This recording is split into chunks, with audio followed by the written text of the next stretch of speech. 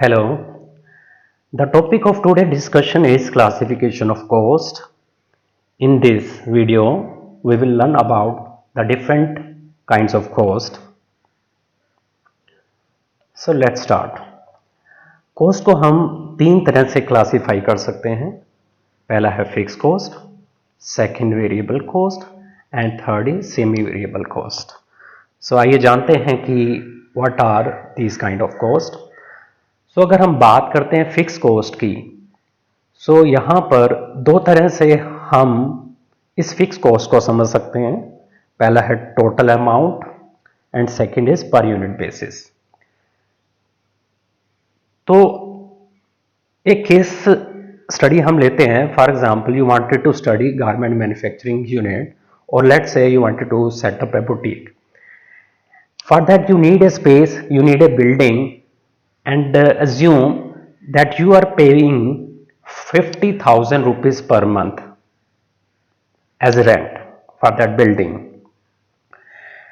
and you have started producing 1000 pieces of apparel in the first month. So अगर हम ये check करें कि 50,000 रुपीज आप पे कर रहे हैं पर मंथ में और आप 1000 पीसेस बना रहे हैं, तो उस बिल्डिंग का जो रेंट है वो पर पीस ऑफ अपैरल कितना आ रहा है. तो अगर हम इसको डिवाइड करें 50,000 को 1000 से, इट मीन कि 50 रुपीज आपको एक तरह से निकालना है अपने बिल्डिंग का किराया.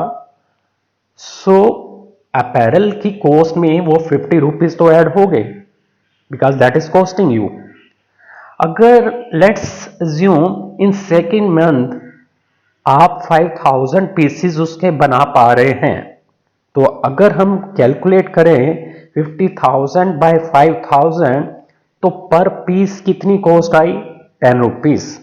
It mean ₹10 additionally in your garment cost is because of the building rent. And let's say in third month you have started producing 10,000 pieces. तो अगर 50,000 divided by 10,000, it means now it is costing ₹5 additional because of building rent in your garment cost. So one thing you see, as the production increases, जो rent की value add हो रही है वो decrease हो रही है while the rent is fix. तो हम टोटल अमाउंट क्या है? टोटल अमाउंट जो आप पे कर रहे हैं बिल्डिंग का वो तो फिक्स है, इजंट इट? लेकिन अगर हम बात करें per unit basis, it is varying in nature. As you see, the cost incurred per unit piece of apparel is decreasing. Now let's understand कि what is variable cost. In variable cost similarly यहां पर भी हम दो तरह से हम समझने की कोशिश करेंगे. एक पर यूनिट बेसिस है, एक टोटल अमाउंट बेसिस है. तो वहां पर फिक्स कॉस्ट में क्या था? ये टोटल अमाउंट फिक्स था, पर यूनिट बेसिस वे वेरी कर रहा था. अब वेरिएबल कॉस्ट में क्या है? यहां पर टोटल अमाउंट वेरिएबल है, अपोजिट है, लेकिन पर यूनिट बेसिस यहां पर इट इज कांस्टेंट. सो इसको समझने की कोशिश करते हैं. Let's say you wanted to produce an apparel that requires 2 metre of fabric. उसके अंदर 2 मीटर कपड़ा चाहिए, 6 बटन चाहिए और ट्रिम चाहिए. और लेट्स से आप इस रॉ मटेरियल के ऊपर ₹100 पे कर पा रहे हैं पर पीस के लिए.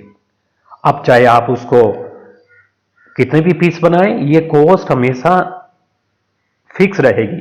मतलब कि अगर आप एक अपैरल बनाते हैं तो रॉ मटेरियल का खर्चा 100 रुपीज होगा, अगर 2 बनाते हैं तो 200 होगा. मींस इट डिपेंड अपॉन कि number of quantity we are produce. लेकिन अगर फिक्स कॉस्ट की बात करें तो ये हमारा फिक्स है और टोटल अमाउंट वेरी करेगा. जितने आप नंबर ऑफ पीसेस बनाएंगे वो multiply by that 100 because of the raw material cost it will vary. So एक चीज यहां देखेंगे कि टोटल अमाउंट तो वेरिएबल है. एक पीस का खर्चा 100 रुपीज, 2 का 200, 3 का 300, ठीक है. बाकी सभी फैक्टर्स उसके अंदर रहेंगे, बिल्डिंग का है. अभी वहां पर हम ये लोग ये नहीं ले रहे हम ये बात चीजें. लेकिन लेकिन पर यूनिट बेसिस ये कांस्टेंट है, टोटल अमाउंट डिपेंड कर रहा है number of pieces being produce, so it is varying. And तीसरा है सेमी वेरिएबल कॉस्ट, यहां पर यूनिट बेसिस भी ये वेरी करेगा और टोटल अमाउंट भी वेरिएबल करेगा।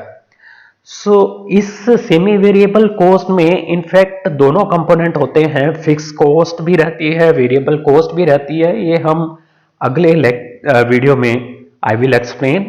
सो आज के लिए इतना ही, थैंक यू।